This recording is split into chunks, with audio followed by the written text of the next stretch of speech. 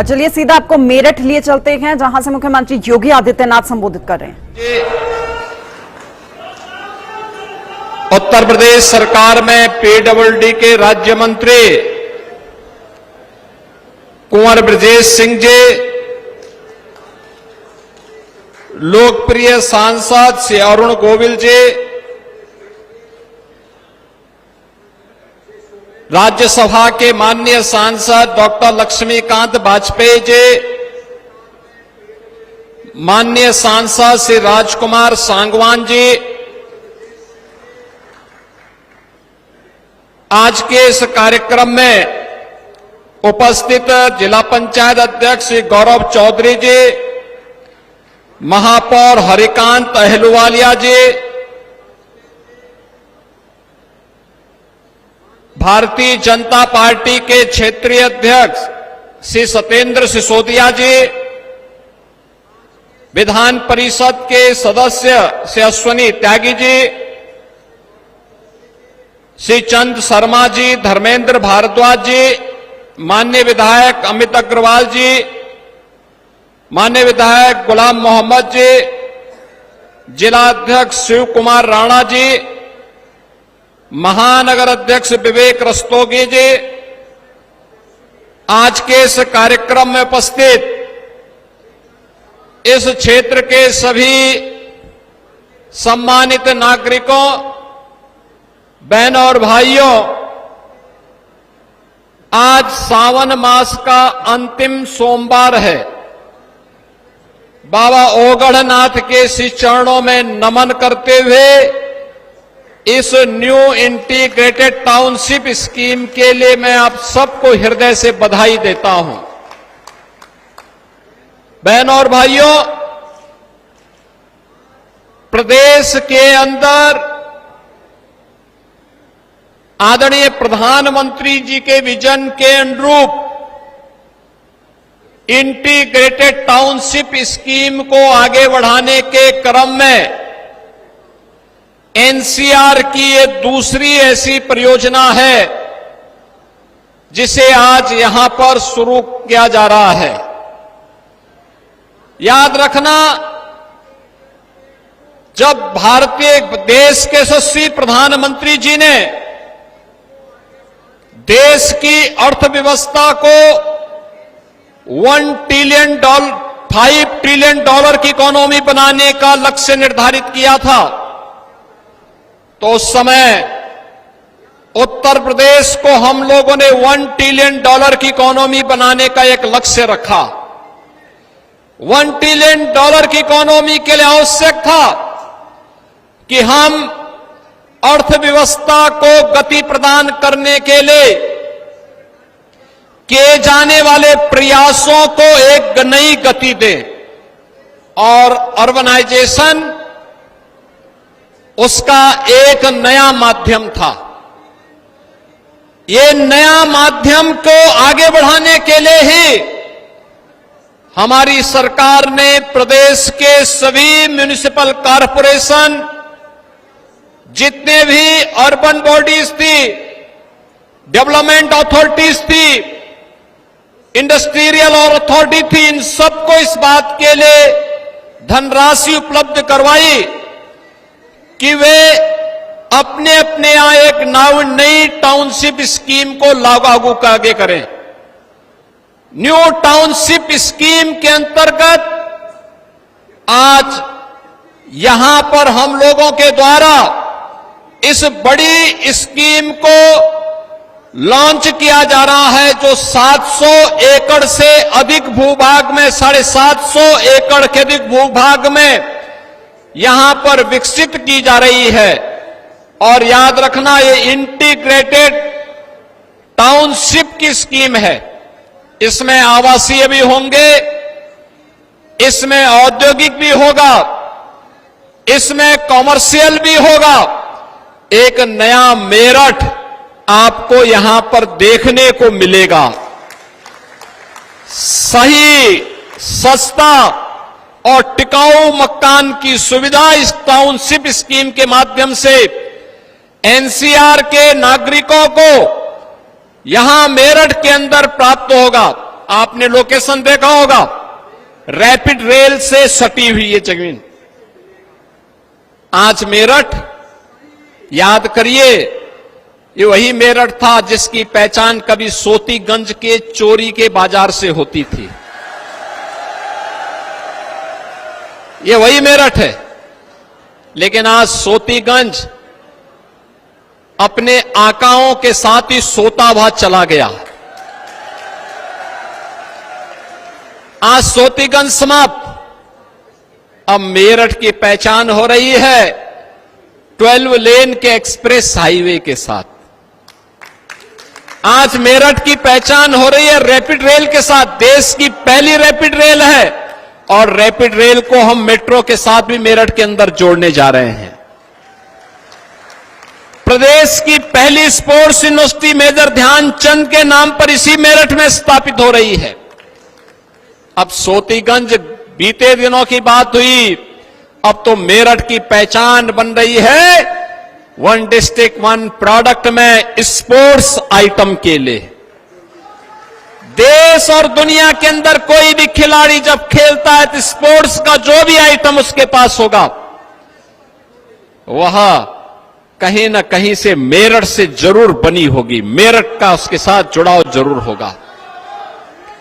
यह मेरठ की नई पहचान बन रही है और मेरठ की इसी पहचान को आगे बढ़ाने के लिए मेरठ से प्रयागराज के बीच देश का सबसे बड़ा एक्सप्रेसवे का निर्माण वर्तमान में चल रहा है।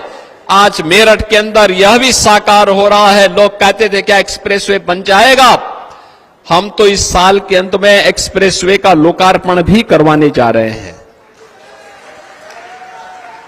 यहां से लखनऊ की दूरी मात्र 6 घंटे के अंदर आप पूरे करेंगे और एक्सप्रेसवे को मेरठ से हरिद्वार तक पहुंचाने की कार्रवाई को भी हम लोग सर्वे कार्य हमने प्रारंभ कर दिया है। बहनों और भाइयों, मेरठ को आज एक नई पहचान दिलाई जा रही है। मेरठ के अंदर हम लोगों ने इनर रिंग रोड के निर्माण के कार्यक्रम को भी हम लोग आज अपनी स्वीकृति दे रहे हैं। इस कार्यक्रम के तत्काल बाद हम एक बैठक करने जा रहे हैं, बड़ी बैठक। इनर रिंग रोड मेरठ की बनेगी जो मेरठ को नई पहचान दिलाएगी विकास की। यहां पर इंटीग्रेटेड टाउनशिप के साथ साथ ये टाउनशिप ही लगभग 2,500 करोड़ की है। यहां पर जिस पर इन्वेस्टमेंट होगा लाखों लोगों को रोजगार मिलेगा, लाखों लोगों के लिए रोजगार की सुविधाएं उपलब्ध होंगी और साथ साथ यहां पर वे तमाम सुविधाएं, औद्योगिक इकाइयां अलग लगेंगी, कॉमर्शियल एक्टिविटीज अलग होंगी, लाखों लोगों के लिए आवासीय सुविधा एक ही स्थान पर एक जगह होगी। कहीं विद्यालय होंगे, कहीं टेक्निकल इंस्टीट्यूशंस होंगे, कहीं मेडिकल कॉलेजेस के लिए लैंड उपलब्ध करवाई जाएगी। इस विस्तृत भूभाग को इसी दिशा से हम लोगों ने लिया है। तो इंटीग्रेटेड टाउनशिप के साथ साथ जनता की सुविधा के लिए एक छत के नीचे मंडलीय कार्यालय आ जाए, मंडलायुक्त भी वहां बैठेंगे, मंडलीय स्तर के सभी अधिकारी एक छत के नीचे बैठ करके जनता की समस्या का समाधान करेंगे। आज उस कार्यालय के लिए भी हम लोग यहां कार्य करने जा रहे हैं और साथ साथ भोला की झाल पर पर्यटन सुविधाओं को आगे बढ़ाने के साथ ही यहां के मेरठ के सर्किट हाउस को भी नए सिरे से बनाने के कार्यक्रम को भी हम आगे बढ़ाने जा रहे हैं। बहनों और भाइयों, ये नया भारत है और नए भारत का नया उत्तर प्रदेश भी, जिसमें माफिया और अपराधी के लिए कोई जगह नहीं। जो उत्तर प्रदेश आज अपनी विरासत और विकास की यात्रा के लिए जाना जाता है, ये मेरठ है, क्रांति की धरा है। बाबा ओगड़नाथ की कृपा से 1857 में देश की आजादी का प्रथम बिगुल यहां पर फूंकने का काम धन सिंह कोतवाल जी के नेतृत्व में इसी धरा ने प्रारंभ किया था। याद करिए यहां के क्रांतिकारियों के बलिदान को, जो लोग जाति के नाम पर बांट करके सामाजिक ताने बाने को छिन्न भिन्न कर रहे हैं, ये सब समाज के दुश्मन हैं। ये लोग दीमक की तरह समाज को खोखला कर रहे हैं। इनसे सावधान रहने की आवश्यकता है। याद रखना, आज ये विकास इसलिए हो पा रहा है क्योंकि डबल इंजन की सरकार राष्ट्रवाद के मुद्दे पर बड़ी प्रतिबद्धता के साथ, बिना भेदभाव के एक और शासन की योजना का लाभ प्रधानमंत्री मोदी जी के विजन के अनुरूप सबका साथ, सबके विकास के भाव के साथ आगे बढ़ाने का कार्य कर रही है। तो दूसरी ओर इंफ्रास्ट्रक्चर के आधुनिक विकास के कार्यक्रम के साथ आपके शहर को, आपके जनपद को प्रदेश और देश की राजधानी के साथ जोड़ने का कार्य कर रही है। क्या मेट्रो हो, क्या रैपिड रेल हो, क्या या एक्सप्रेसवे हाईवे हो, मेरठ अकेले 2-2, 3-3 एक्सप्रेसवे के साथ जुड़ चुका है। आज से 10 साल पहले कोई कल्पना करता था? 8 साल पहले कोई कल्पना करता था कि ऐसा होगा? 8 साल पहले दंगों की आग में क्षेत्र झुलसता था। ये जो दंगों को प्रश्रय देने वाले लोग हैं, यही जातिवाद को भी भड़का करके आपकी एकता को खंडित करके फिर से विकास को ग्रहण लगाना चाहते हैं। ये वही लोग हैं जो पहले स्वयं तो अपने बच्चों को विदेशों में पढ़ाते थे और जब गरीब के बच्चे के लिए सुविधा उपलब्ध होती है तो इनको बुरा लगता है। ये आज भी चाहते हैं कि भैंसा गाड़ी से ही आप यात्रा करें। ये डबल इंजन की सरकार है, आपको रैपिड रेल की सवारी करा रही है। बुलेट ट्रेन की तर्ज पर विकास की रफ्तार को भी उसी तर्ज पर आगे बढ़ाना चाहती है। और इसीलिए जब सरकार कार्य करती है तो उसके परिणाम भी आते हैं। हमारी सरकार ने तय किया है, जीरो टॉलरेंस की नीति के तहत सरकार कार्य कर रही है। अपराध और अपराधियों के प्रति सरकार की जीरो टॉलरेंस की नीति कार्य कर रही है। मैं पूछना चाहता हूं कांग्रेस से, मैं पूछना चाहता हूं समाजवादी पार्टी से, जो देश की संवैधानिक संस्थाओं पर उंगली उठा रहे हैं, मैं उनसे पूछना चाहता हूं, क्या उन्होंने कभी अपने अंतःकरण में देखने का और झांकने का प्रयास किया?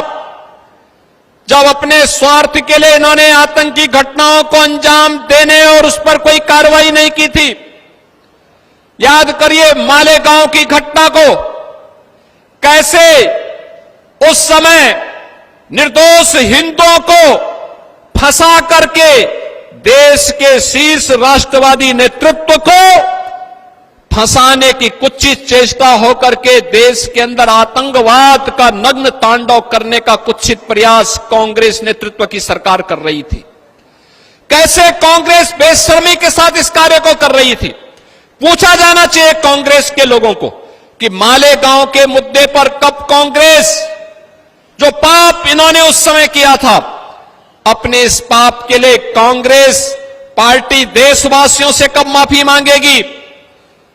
कब वह एक और संवैधानिक संस्थाओं को गढ़े में खड़ा करने का प्रयास करती है और दूसरी तरफ आतंकवाद के प्रति पूरी सॉफ्ट कॉर्नर रख करके उनके बचाव के लिए अनेक रणनीति तैयार करती है, और तीसरी ओर समाज को जाति के नाम पर, क्षेत्र के नाम पर और भाषा के नाम पर बांटने की भी बेशर्मी कर रही है। बहनों और भाइयों, हम सबको इस बारे में ध्यान रखना होगा। जिन कारणों से इस देश के बलिदानियों को अपनी शहादत देनी पड़ी थी, उन महान क्रांतिकारियों की क्रांति धरा है मेरठ, उनका बलिदान व्यर्थ नहीं जाना चाहिए। उन्होंने देश की स्वाधीनता के लिए अपना बलिदान दिया था। उन्होंने अपने आप को बलिदान इसलिए नहीं किया था कि देश को आजादी मिले, और आजादी के बाद हम जातीय सेनाएं खड़ी करके आपस में लड़ भिड़ करके फिर से देश को गुलामी की तरफ धकेले, दंगों की आग में झोंके, सोतीगंज जैसे चोर के बाजार को फिर से पनपाने का काम करें। यह तो समाजवादी पार्टी और कांग्रेस को ही मुबारक है। वे दंगा भी कराते हैं, सोतीगंज के अपराधियों को भी चरण वंदना करते हैं, उनको पनपाते भी हैं, हर माफिया और हर गुंडे को प्रश्रय देते हैं। यही तो अंतर है। भारतीय जनता पार्टी की डबल इंजन सरकार बनी, वन डिस्ट्रिक्ट वन प्रोडक्ट में मेरठ ने स्पोर्ट्स आइटम के माध्यम से अपनी पहचान बनाई, और समाजवादी पार्टी की सरकार के समय वन डिस्ट्रिक्ट वन माफिया में सोतीगंज ने भी अपना स्थान बनाया था। यह उनकी पहचान थी, और हमारी पहचान विकास की है, खुशहाली की है, समृद्धि की है। ये वन डिस्ट्रिक्ट वन प्रोडक्ट की योजना ही आज प्रधानमंत्री जी के वोकल फॉर लोकल के अभियान को, आत्मनिर्भरता के अभियान को आगे बढ़ाने का कार्यक्रम है। प्रधानमंत्री जी ने अभी 2 अगस्त को देशवासियों का आह्वान किया है। हमें वर्तमान की चुनौती से जूझने के लिए स्वदेशी को अपनाना होगा। याद करना, पर्व और त्योहार आ रहे हैं। रक्षाबंधन 9 को आएगा। हमारी सरकार ने तय किया है 8, 9 और 10 अगस्त को उत्तर प्रदेश परिवहन निगम और नगर विकास के अंदर नगर की सेवाओं को, बस सेवाओं को हम बहनों के लिए फ्री में यातायात के लिए छोड़ेंगे। तीनों दिन फ्री में उनको यातायात की सुविधा उपलब्ध करवाएंगे। उत्तर प्रदेश के अंदर बिजनौर से बलिया तक जहां भी कोई यात्रा करना चाहेगा, सहारनपुर से लेकर के सोनभद्र तक, नोएडा से लेकर के चित्रकूट तक, जहां की भी कोई यात्रा करना चाहेगा, परिवहन निगम की बसेज में आपको ये बस पर्याप्त मात्रा में मिलेंगी, सुविधाएं मिलेंगी, और यातायात की सुविधा भी हम देंगे। पर्व और त्योहारों में हम लोग गिफ्ट देते हैं। याद करना, 17 के पहले जब गिफ्ट देते थे तो चीनी सामान बाजारों में पटा होता था। 17 के बाद परिवर्तन आया। आज वन डिस्ट्रिक्ट वन प्रोडक्ट का ही सामान हम लोग आज गिफ्ट में देते हैं। और आज मैं आपसे कहूंगा, फिर हम जब किसी को उपहार देते हैं, कोई सामान खरीदते हैं अपने घर के लिए, किसी को देने के लिए, हमारा प्रयास होना चाहिए कि वह हमारे घर में ही, हमारे ही जनपद में, हमारे ही देश में, हमारे कारीगर और हमारे हस्तशिल्पियों के द्वारा ही बनाया गया हो। उनके द्वारा बनाए गए सामान को अगर आप मार्केट उपलब्ध करवाएंगे, उसको खरीदेंगे, वह मुनाफा हमारे हस्तशिल्पी को, हमारे उद्यमी को, हमारे कारीगर को प्राप्त होगा। वह देश के विकास में पैसा खर्च होगा, और जो विदेशों में पैसा जाएगा, चीन पैसा जाएगा या किसी अन्य देश में पैसा जाएगा, वापस आतंकवादियों के हाथों पैसा लग करके फिर विस्फोट में, भारत विरोधी गतिविधियों में खर्च होगा। अपने पैसे को अपने खिलाफ इस्तेमाल मत होने दीजिए। स्वदेशी के इस मंत्र को हम अपने जीवन का हिस्सा बनाएं। वन डिस्ट्रिक्ट वन प्रोडक्ट इसी अभियान का एक हिस्सा है। आज यहां पर मेरठ को एक नई सौगात मिल रही है, न्यू टाउनशिप की स्कीम।